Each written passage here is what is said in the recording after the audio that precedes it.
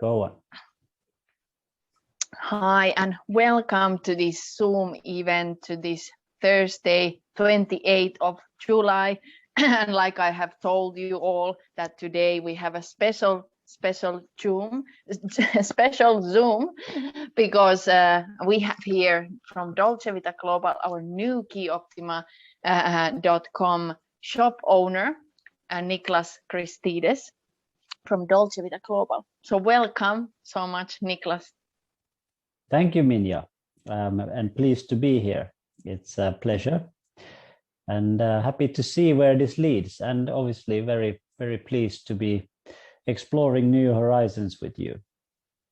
Perfect. Like always with you, I'm learning a lot, and like every single conversation, there is like a mind opening happening. So I wish you listeners will have the same effect that I always have. Whatever you're gonna take from this, I'm sure it's gonna be something special.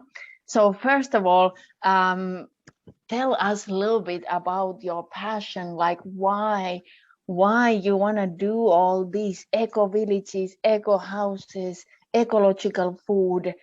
Why you wanna do all these? It's a lot of work.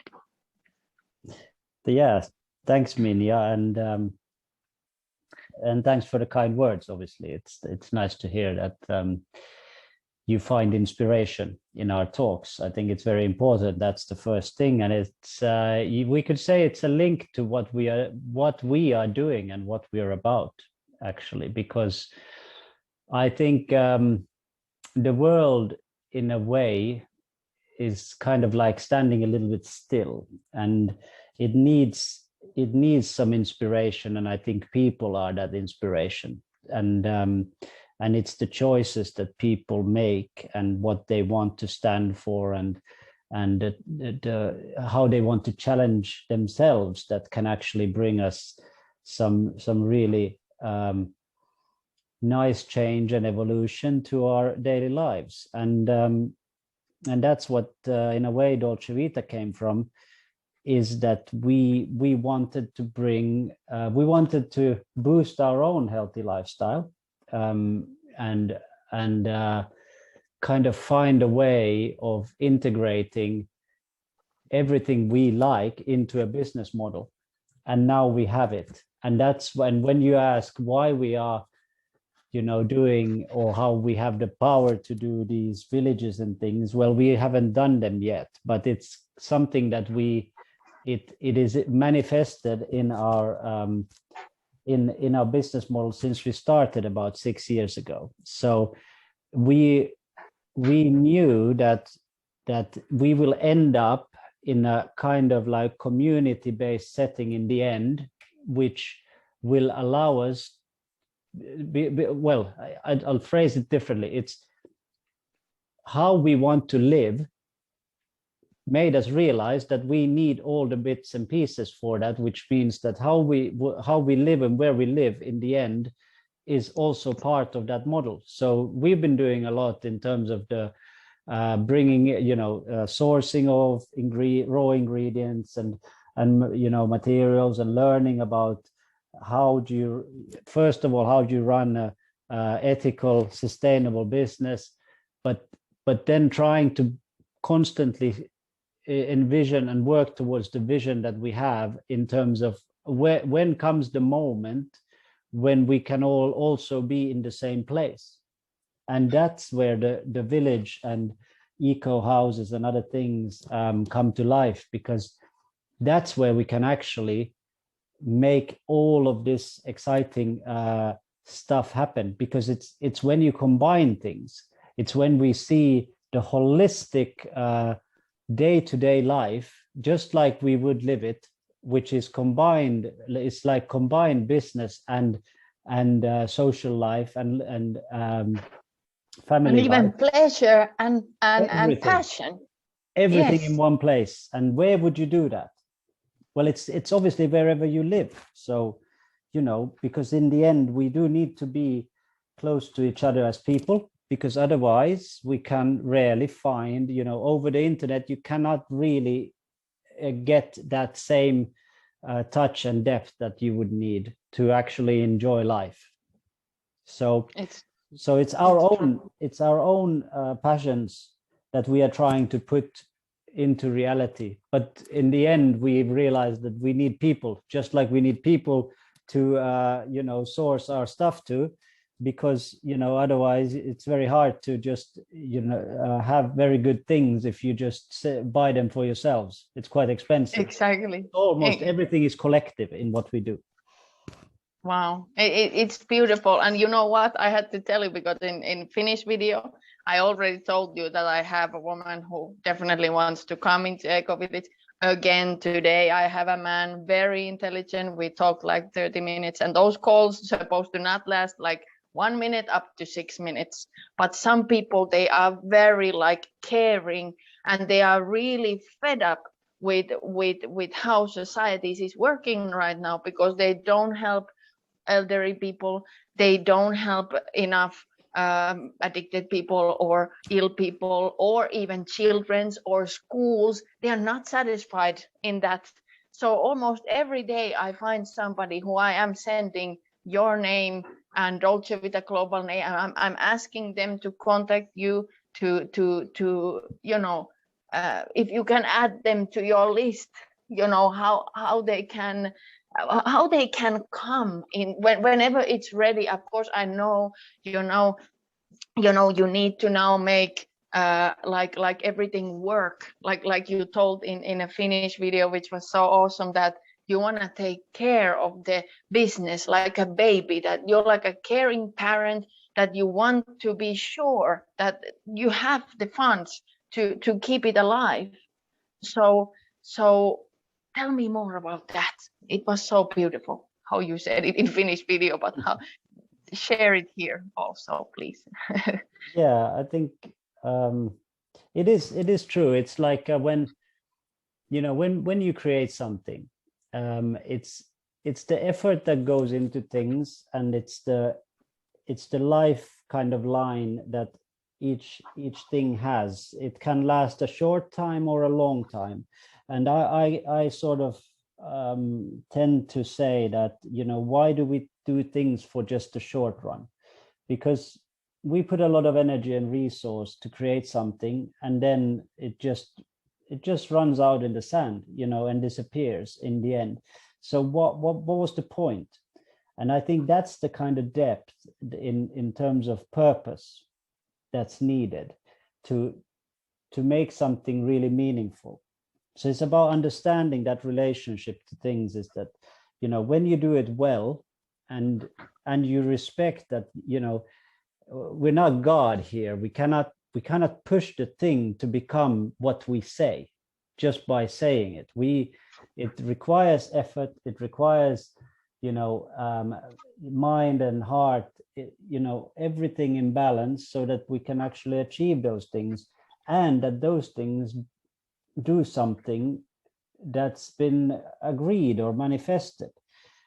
What we cannot always trust is obviously manifestation, and I think many people don't really trust businesses that much these days, because they maybe have some wrong intent in what they do, and I think it is a bit sad. It's something that's not a choice always, because people are also, needing to make profits and other things. But what we've been working on is that, we need to redesign how we live.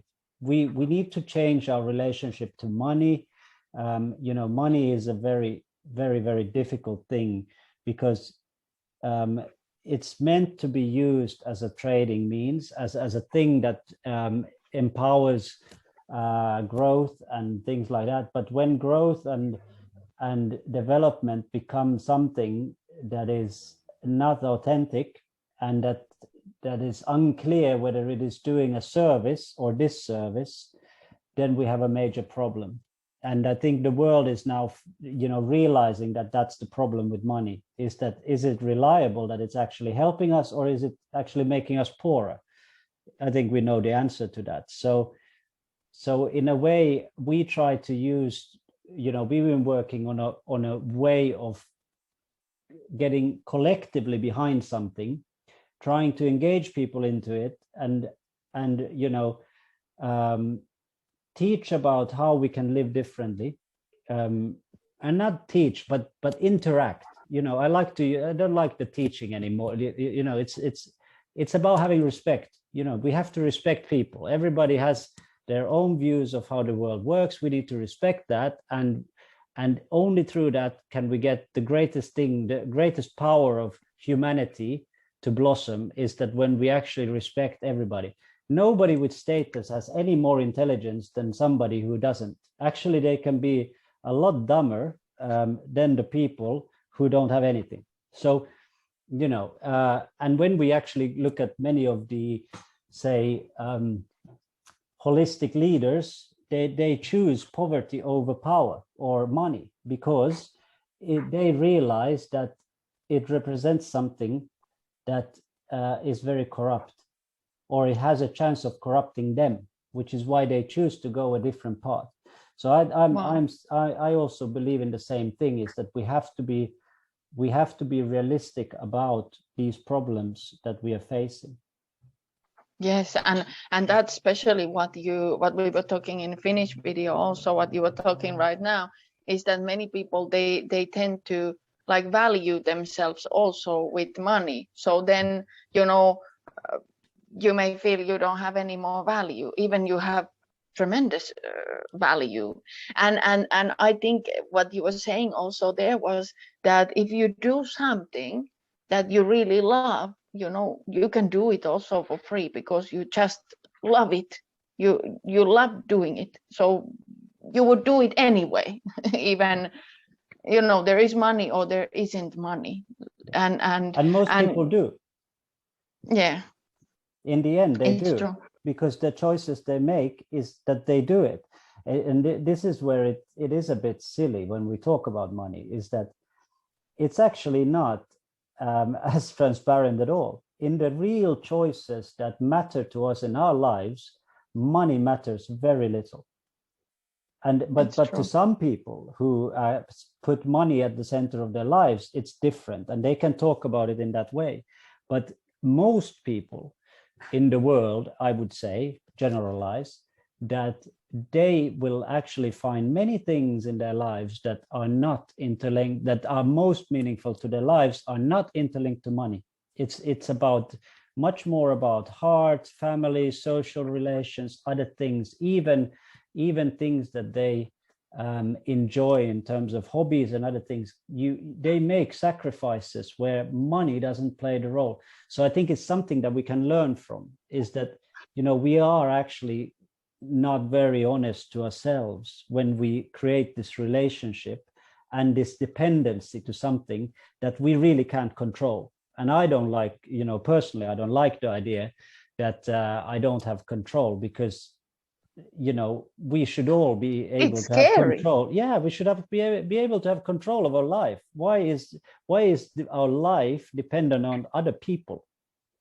I don't understand. It's not right. It's not right. Who are they to control us? So what is the eco village idea is really that you don't need so much money over there, right?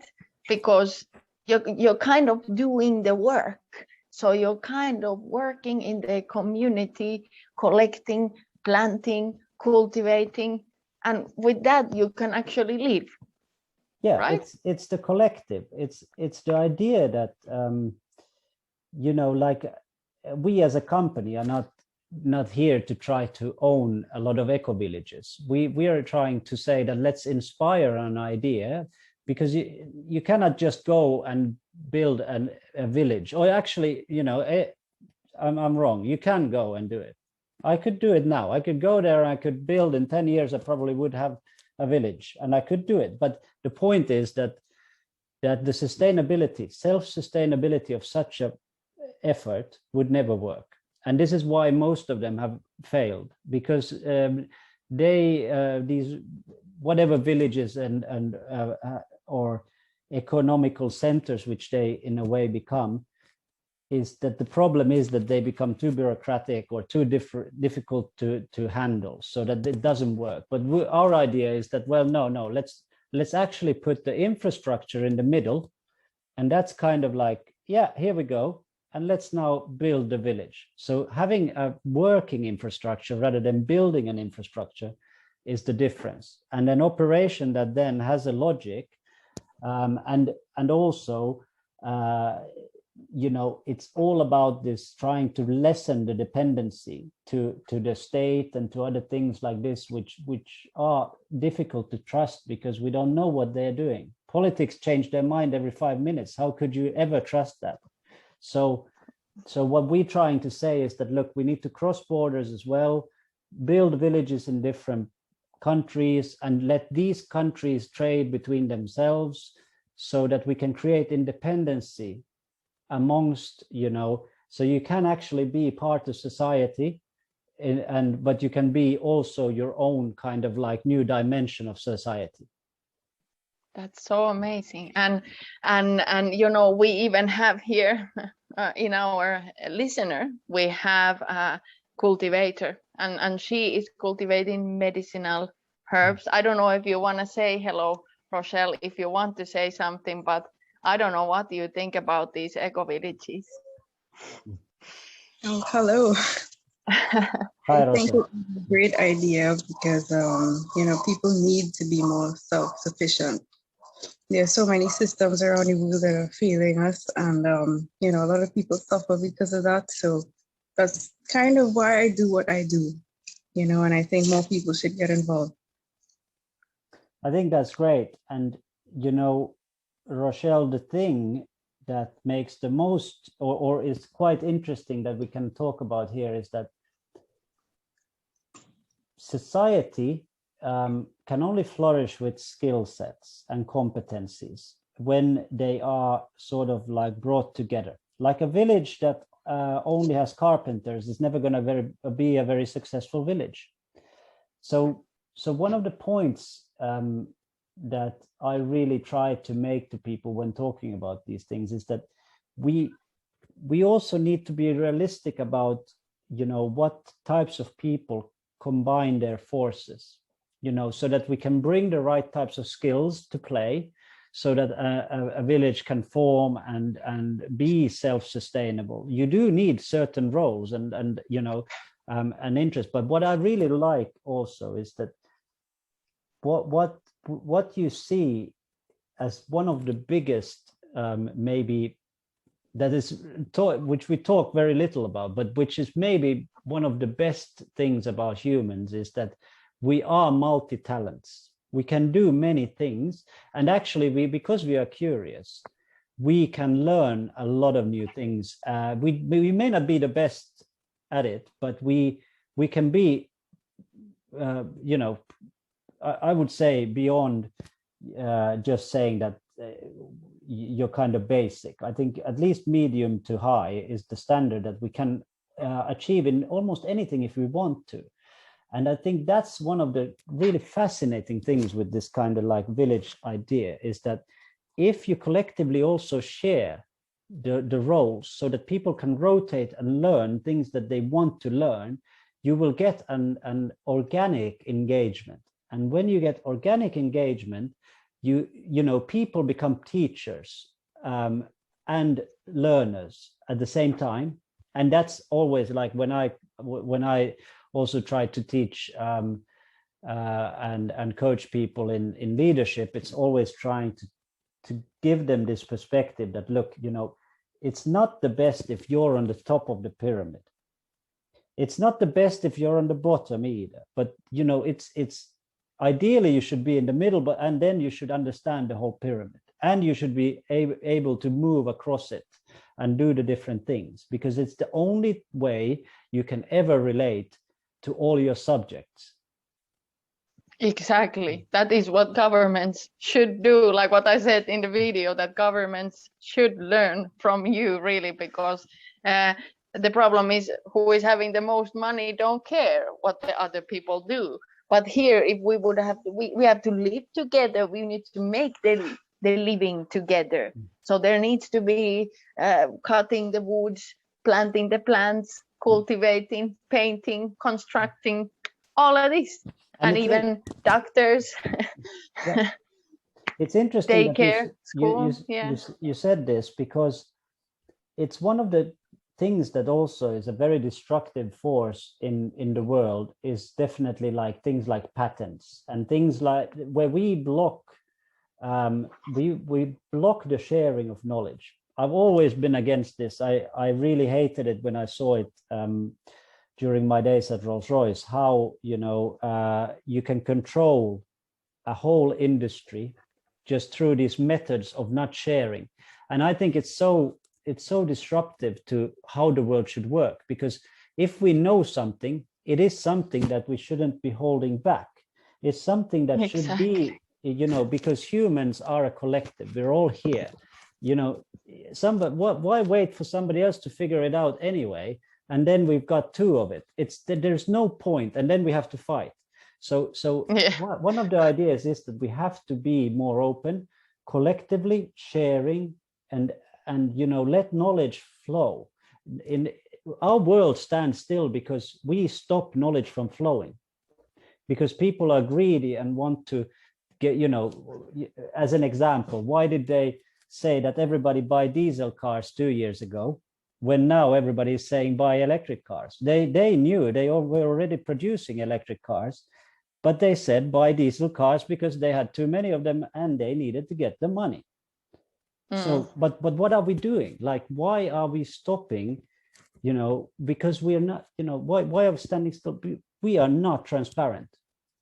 And only with transparency comes trust. And without trust, you have nothing. And I think that's exactly the point with the businesses, is that, well, there is a lack of transparency, and that's why people don't associate well to businesses anymore. And I think it's even starting to feel, that some people are not very trustworthy either. So it's a bad spirit. And we need to figure out a solution that is respectful of humanity, because at the moment it's like, I think we are quite low in our actual progress, because we are starting to look like something that's gone backwards a lot. Yeah, totally agree. Even starting from the Nikola Tesla, when destroyed all of his goals to deliver free energy. Exactly. Why would you do that? Yeah. To get money from the electricity. But how we're going to destroy this planet with it, when we could use free energy, and we could go to the next planet and the next planet and the next planet. But I totally agree on that. And I think like Tesla is a good example, actually. It's the thing, obviously I didn't know him, but I would imagine that because he was such an inventor, but still passionate, clearly to potentially do something very good for the world. But what sort of was missing in the puzzle was that he didn't realize the importance of the collective. So he just did him and everybody. And he was always there for the taking by the sharks. See, this is where we are different, because we are creating the collective to ensure that it's not that the ideas in the village will become a collective idea. It's not my idea anymore. It's the collective that is doing it. So we are protecting, but also we are forcing stronger. Honesty and transparency. We are forcing it so that nobody can sort of say, well, now we will silence Niklass because he is a problem. Because the collective will look after the model. And this is why it's important that we get good, honest people to join. And this is why also in terms of all the houses and things, is not something that you can buy with money per se. It costs a little bit, but we want to choose the people very carefully. So it's not, if people think that you can just buy a house and not go and grow herbs or do something else, then you're not gonna move there, because it's not your place. So these are kind of like the interesting things. Is how do you keep something pure? Yeah, it's beautiful, and it would be nice to be selected on that kind of village.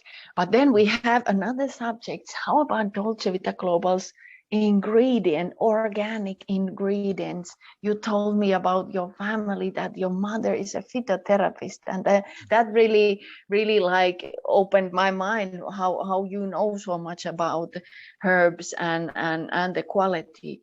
And we even talked about this, that I need to, from now on, I need to say this phrase again. So let the food be of medicine, let the medicine be of food. I should say, let the high quality food be your medicine, and so on. I need to practice that more because there's a new phrase. So tell me more about that quality and those awesome products that we can send all around the world, right? Yeah, of course. Well, briefly to go over the story, and yes, you are right. My mother has a great role to play in this, because she bought a health shop in Helsinki about over 10 years ago, where everything sort of started, and that legacy is now with me and with us, as we've been going through also a rocky road, obviously, like I think any good entrepreneur needs to do.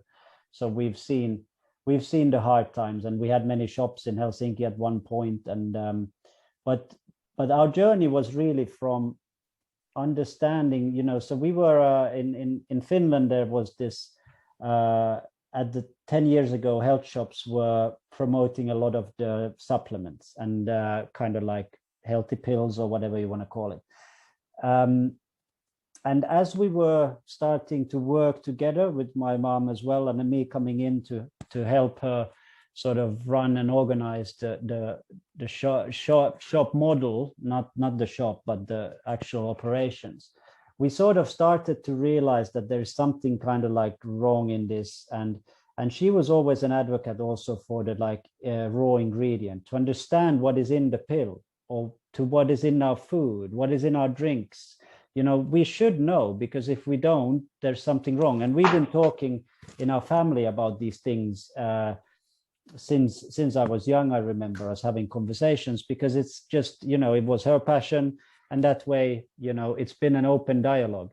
And then when I spent 10 years in the UK, obviously, and everything in my career took a shift, so I saw something else. There is a greater appreciation there for spices and things, but not the high quality. So they have UK is very low quality based, because it's a cheap economy, and so it's all about what you get for your pound, and it's more quantity than quality. And I think this is a trend across the world as well, is that probably China and these places know more about quality and appreciation about quality, Asia, than the Western world knows, because the Western world will try to make money out of everything it can. So so if we should put some things to fill up our our bag or our product with, to make it like bigger size, but to keep the price the same, it's possible. But what do we actually get? What does our body get? So it's this problem that we kind of then started to tackle. And because there is lack of transparency in the supplement market, just like there is in the medicine and all this stuff, there is no transparency. People don't show you their recipes. They don't show you what there is. How much of a pill, if you take a turmeric pill, how much turmeric is there, do you think? It's absolutely minimal, the kind of dosage. So what is it that you're eating? Why are you eating that pill? So the pill full of what? It's kind of like the depending logic. Depending on the mark. And yes. What I always in my work do, that I muscle test, I check if it fits to this person. Exactly. But definitely when I went through your price list, there's like everything what I want. And because I can check, how effective something is, and am I allergic to it? So my body can detect if there is heavy metals, or if there's something that we don't need. And also what is important when producing any kind of product is the ethics, is how it's been made, how it's been treated by the people who work in there, because that can variate also. So even when I go to shop, I can muscle test like what rices. I might have 20 rices. I go through with them and well, I choose this just because my subconscious mind says that this is good. And immediately when I started to check on the price list and how I have seen you collecting even those berries in Facebook, it's just awesome. And there was awesome thing also what I wanted to ask you about salt flour. Can you please explain us about it a little bit? And then our time might cut off. We will go off and we will come back because we want to give time for all of you to ask questions from Niklass. And we want to also put this in 2 parts. So in YouTube, it's not too long. So please tell us a little bit about this salt flour. It's beautiful thing. Beautiful. I've never heard of it. Flour of salt. Flour of salt. Sorry, my translations. And yeah, just briefly, the quality point is absolutely. It's the thing that we then sort of realized is that the raw ingredient is trustworthy because raw ingredients is what we can see and taste and so on. But things like with pills also, just to finalize that we don't get the wrong understanding, is that they can be good vessels to bring something somewhere. But it's more about the ethical stance of who is producing what and what do we know that we tend to try to question. Exactly. That's why I'm always knowing them. And that's why also, like, by the way, you in Qi-Optima also, nobody comes if they have been not selected. So, the same thing it's a good thing. Keep in mind. Absolutely. We do not let all kinds of people come in the Qi-Optima. And if you get invited, you're special. Remember. Yes. Whilst we all still are special, but yes. Okay. Yes, everybody is. Yeah.